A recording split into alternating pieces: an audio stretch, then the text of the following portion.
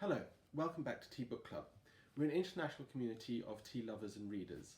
We read a book over a 2-month period on a tea topic, and then at the end of the first month we meet for our social meetup online where we pick a topic from the book. Perhaps we have the author come or someone related to the topic come and speak to us. And then at the end of the second month we meet for our discussion meetup where we share our thoughts on the book, what we liked, what we didn't, what we found interesting, what inspired us. And it's really great.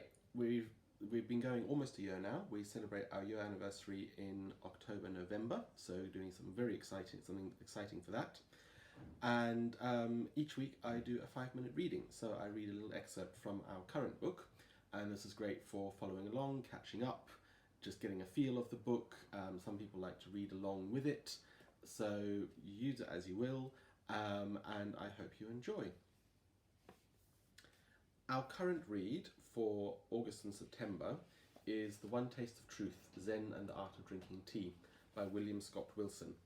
And this is something different for us. It's a little bit more poetic, so most of the book is poems used in the Japanese tea room, their translations and commentary, but it's also got a great introduction to Zen and tea.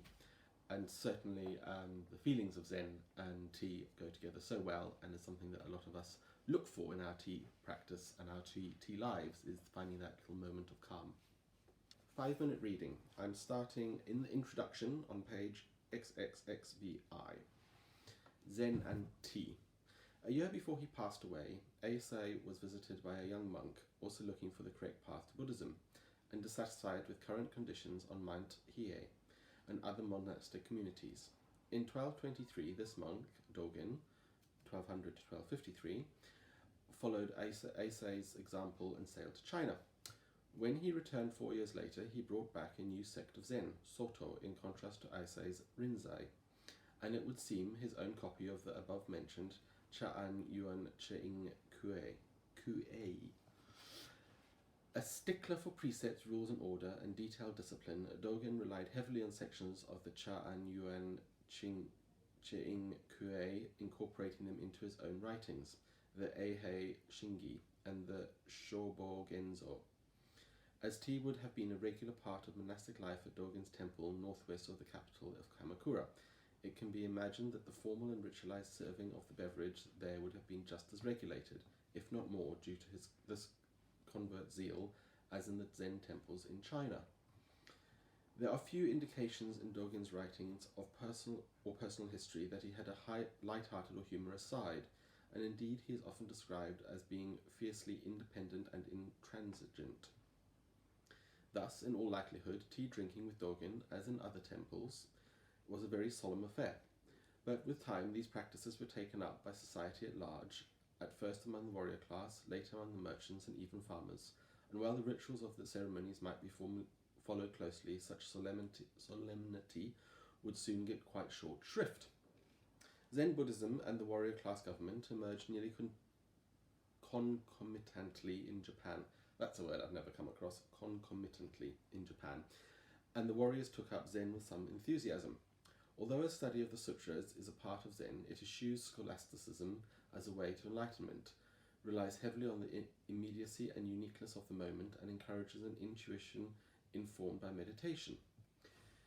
Zen also defines enlightenment as the great matter of life and death, and this was a vocabulary and concept with which the warrior class would clearly identify. With Zen came the drinking of tea and its dignified and appealing rituals. Warriors, however, were not monks, and with 100 years this parvenu class of men had added gambling contests to determine the quality of the tea and inordinate luxuriousness to the venues of their ceremonies, making them occasions for entertainment rather than solemn rituals. According to the records of the time, leopard skins covered the chairs and benches, rare objects from both China and Japan filled the rooms, and expensive prizes were awarded to the winners of the taste competitions. Moreover, tea cultivation had spread around the country from the late 13th century, making tea and all of its social features available to everyone from warrior to farmer. Only the wretchedly poor were referred to as mizunomi, or water drinkers. Eventually, then, such entertainment was not contained within the warrior class, but spread to the Buddhist and Shinto priests, the aristocrats, and the newly emerging wealthy merchants. By the 15th century, these events had gotten so out of hand that tea contests and parties were officially but ineffectually prohibited. It is at this point that the tea ceremony begins to emerge. Interestingly, the transformation toward the modern tea ceremony would come from within the warrior class itself, albeit from its highest echelons.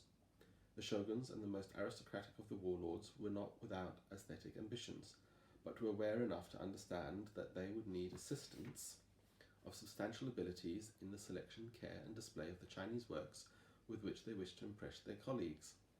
Such assistants, who specialized in art and good taste, were called doboshu, or companions. They may or may not have been Buddhist monks, but they did shave their heads and took names ending in Ami, suggesting connections with Amida Buddha. Noami, 1397 to 1471, was a doboshu under the patronage of the shogun Ashikaga Yoshimasa, a man not only concerned with the administration of the state but also addicted to tea. It was this Noami who developed the practice of using a smaller room in the style of a Zen monastery, reading room where Yoshimasa's art treasures might be tastefully displayed as his guests drank tea according to a slightly altered monastic ritual. Originally, Chinese scroll paintings, most often of Buddhist themes, were displayed on the walls, but eventually the tokonoma, or alcove, was developed so that just one scroll might be hung, accompanied by an incense censer or vase containing an artistic arrangement of flowers. This interesting venue, soon to be imitated by other warrior tea enthusiasts, set a new paradigm. It had once... That's our 5 minutes. It had once avoided the crass contest-type tea affairs that had become so common, and at the same time afforded the ostentation of expensive teawares and other art pieces on a more focused scale. Added to this was the hint of the austerity and cultural values of the Zen temple. And it goes on. If that's interesting to you and the ideas of Zen and tea together fascinate you, then grab a copy of this book, join us in reading it, and you can find the details to subscribe below, or you can head over to TeaBookClub.org or find us on Instagram at Join TeaBookClub. Thank you.